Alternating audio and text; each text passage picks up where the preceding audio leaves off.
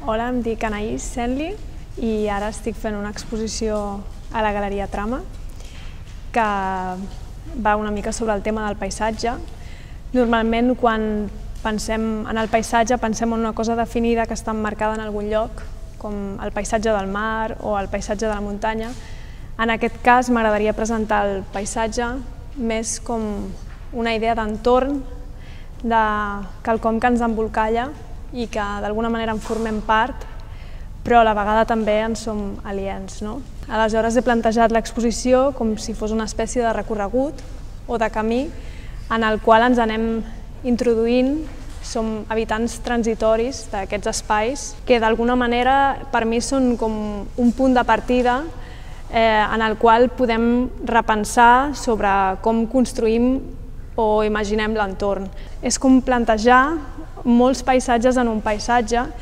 i l'única guia que farem servir serà la nostra mirada. En els meus treballs hi ha una mica també aquest joc, de vegades hi ha com formes que ens resulten familiars, però que quan les tornem a mirar de cop es tornen estranyes i no acabem de reconèixer. Per exemple, aquesta instal·lació de paper que està plantejada com un dibuix tridimensional, en el sentit que el moviment quasi es torna com una experiència física perquè quan caminem al seu voltant el dibuix es transforma. La fotografia fa part d'una instal·lació amb unes pedres que en realitat no són pedres i que és una mica un altre cop aquesta idea del joc d'una cosa que sembla però que no és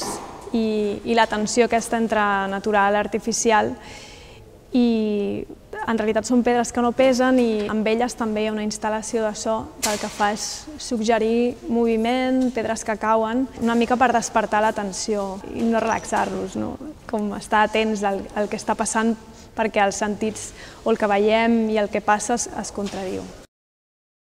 Doncs en les pintures és plantejar un tipus de paisatge que no segueix no té un ordre clàssic, en el sentit que quan mirem sempre acostumem a tenir una cosa que està a dalt, una cosa que està a baix, al nord, al sud, i el que busca és una mica trencar aquests esquemes i com sentir aquesta vibració d'una cosa que s'està movent i està buscant el seu lloc, i que una mica dependrà de com la mirem, des de quin angle estem, què estem buscant, que les coses es col·locaran aquí o allà, o inclús quan ens pensem que s'acaben de col·locar, mirarem una mica més a la dreta i es tornaran a descol·locar.